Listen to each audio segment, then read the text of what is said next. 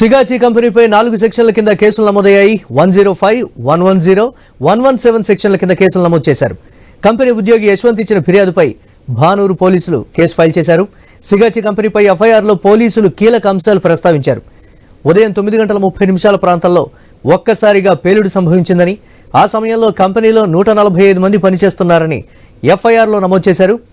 పేలుడు ధాటికి కొంతమంది అక్కడికక్కడే చనిపోయారని, చాలా మంది మంటల్లో కాలిపోతూ కనిపించారని తెలిపారు. సిగాచి కంపెనీలో కనీస సదుపాయాలు లేవని, మంటలను ఆర్పేందుకు కనీసం ఫైర్ సిలిండర్స్ కూడా లేవని పోలీసులు తెలిపారు. కంపెనీలో భారీ పేలుడుకు పాత మిషనరీయే కారణమని పేర్కొన్నారు. మిషనరీలో సమస్యలు ఉన్నా యాజమాన్యం పట్టించుకోలేదని ఆరోపించారు. ఫైర్ సేఫ్టీకి సంబంధించి యాజమాన్యం కనీస ప్రమాణాలు పాటించలేదని అన్నారు.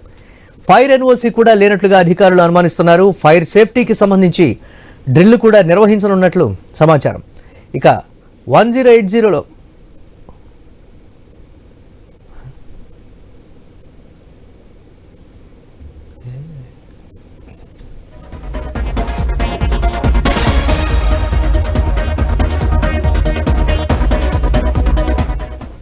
ఇక కంపెనీలో పలుమార్లు ఇబ్బందులు తలెత్తినా యాజమాన్యం పట్టించుకోలేదన్న విమర్శలు వస్తున్నాయి. డైరెక్టర్ ఆఫ్ కంపెనీస్ అధికారులు తనిఖీలు చేయలేదని పోలీసులు నిర్ధారించారు. అధునాతన టెక్నాలజీ వచ్చినప్పటికీ మేనేజ్మెంట్ పట్టించుకోలేదని ఎఫ్ఐఆర్లో నమోదు చేశారు.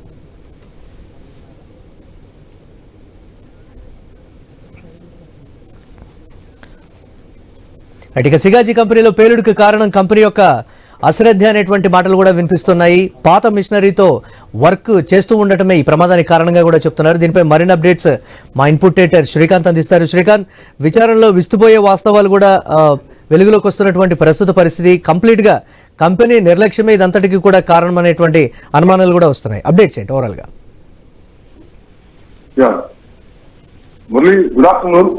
పార్శ్వమైన ఘటన ఏదైతే ఉందో, నిజానికి ఈ ప్రమాదంలో 40 మంది కార్మికులు చనిపోయారు. ఈ 40 మంది కార్మికులు కూడా ఇప్పటికీ అంటే నష్టపరిహారం కూడా అందిస్తామంటూ కూడా కంపెనీ ప్రకటించింది. అంతేకాదు 33 మంది కూడా గాయపడ్డారు. సిగాచి కంపెనీ వైస్ చైర్మన్ కూడా దీనిపైన రెస్పాండ్ అయ్యారు.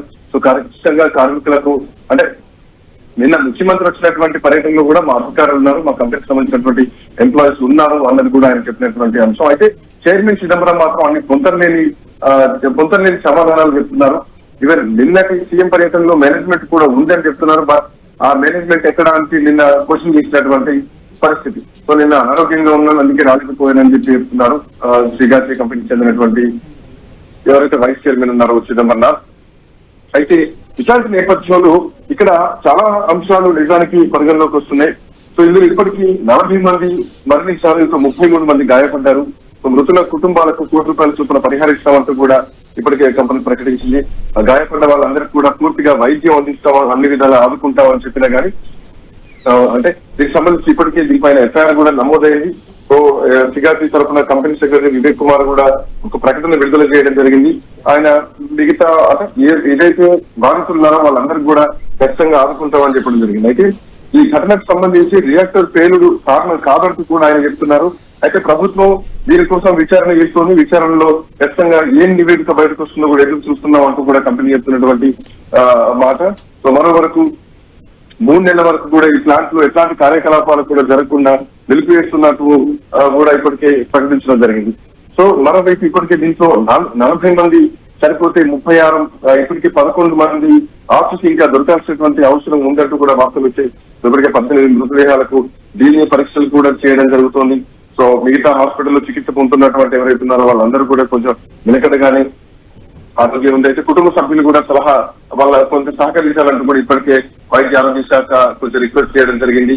ఇట్లా నేపథ్యంలో దీంట్లో పాత మిషనరీల పైనే పనిచేయాలని ఒత్తిడి తీసుకొచ్చారు. పాత మిషనరీలే దీనికి కారణం ఈ పేలుడికి అన్నది కూడా ప్రధానంగా వస్తున్నటువంటి అంశం. మరి ముఖ్యంగా అవి పాత పరికరాలు ఏవైతే ఉంటాయో అనవసరమైనటువంటి ప్రమాదాలకు దారితీస్తా ఉంటాయి. సో మోరోవర్ ఏంటంటే అందులో ఆ ప్రెషర్ ఏదైతే ఉందో ప్రెషర్ కంట్రోలింగ్ కూడా అయిందన్నట్టు కూడా తెలుస్తోంది. సో ప్రత్యేకంగా ఒక స్ప్రే డ్రైయర్ లో కూడా ఇది విఫలమైంది, ప్రెషర్ ఎక్కువైంది అన్నట్టు కూడా తెలుస్తోంది. ఇంకోటి ఏంటంటే దీనిలో పార్షియల్ గా అటు ప్రభుత్వ పర్యవేక్షణ లోపాలు కూడా ఉన్నాయన్నది కూడా తెలుస్తోంది. ఇంకోవైపు అటు కంపెనీ యాజమాన్యం కూడా నిర్లక్ష్యంగా వ్యవహరించింది. బాక్సింగ్స్ కూడా కండక్ట్ చేయాల్సినటువంటి అవసరం ఉంది. సో కార్మికులకు సంబంధించి ఎప్పటికప్పుడు వాళ్ళకు డ్రిల్స్ హ్యాండిల్ చేస్తా ఉండాలి. సో ఈ విషయంలో మాత్రం కొంచెం ఖచ్చితంగా కంపెనీ విషయంలో మాత్రం నిర్లక్ష్యం కనిపిస్తోంది. మరోవర్ ఏంటంటే మేనేజ్మెంట్ నిర్లక్ష్యం కూడా ఉంది అంటూ కూడా ఇలా ముఖ్యమంత్రి కూడా కంపెనీ వాళ్ళు ఎవరు రాలేదంటూ చెప్తున్నటువంటి క్రమంలో మా మేనేజ్మెంట్ అక్కడ ఉంది అంటూ కూడా ఇప్పుడు మేనేజ్మెంట్ చెప్తోంది.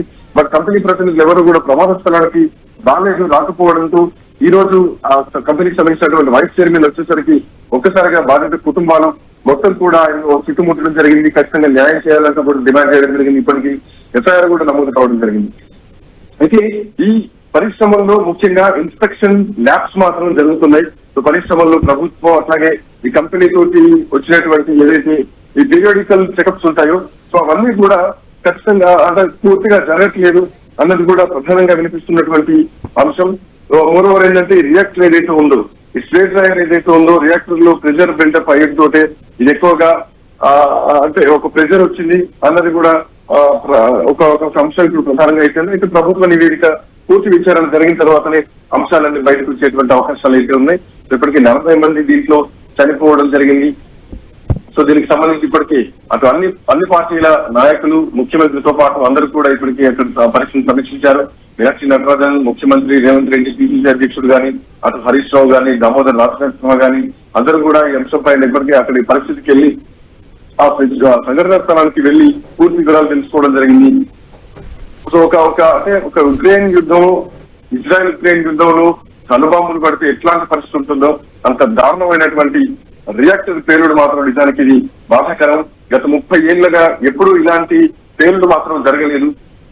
రియాక్టర్ పేలేసరికి ఒక్కసారిగా 100 మీటర్ల పైకి కార్మికులంతా ఎగిరిపడ్డారు. సో ఎగిరిపడ్డటువంటి క్రమంలో అప్పటికప్పుడు అక్కడ మంటలు ఆర్పడానికి ఫైర్ సిబ్బంది కానీ అంబులెన్స్లు కానీ అన్ని కూడా చేరుకున్నాయి. ఆ కార్మికుల కుటుంబాలు కూడా పెద్ద సంఖ్యలో అక్కడికి చేరుకున్నారు. సో గత 2 రోజుల నుంచి అందరూ అక్కడే ఉంటున్నారు. వాళ్ళ కుటుంబ సభ్యులు చనిపోయిన మృతదేహాలు ఎవరియో తెలియక ఉన్నారా లేరా ఎక్కడున్నారో అర్థం కాక ఆ డెడ్ బాడీస్ కోసం ఎదురు చూస్తున్నటువంటి పరిస్థితి మాత్రం చాలా హృదయ విధానకరంగా ఉంది. ఈ 30 ఏళ్లలో ఇప్పటి వరకు ఇలాంటి సంఘటనలు అంటే ఇంత భారీ మొత్తంలో సంఘటనలు మాత్రం ఎప్పుడూ జరగలేదు. ఒక్కసారిగా రియాక్టర్ పేలేసరికి ఆ ప్రాంతం అంతా దట్టమైనటువంటి పొగలు అలుముకున్నాయి. ఆ పేలుడు శబ్దంతో కార్మికులు బయటికి పరుగులు తీశారు. ఆల్మోస్ట్ అక్కడ 140 మంది కార్మికులు ఉన్నారు అన్నట్టుగా కూడా తెలుస్తోంది. బట్ ఇప్పటికీ పూర్తి స్థాయిలో ఎంతమంది గాయాల పడ్డారు, ఎన్ని మృతదేహాలు ఉన్నాయన్నది కూడా ఇంకా పూర్తి వివరాలు తెలియాల్సినటువంటి అవసరం అయితే ఉంది.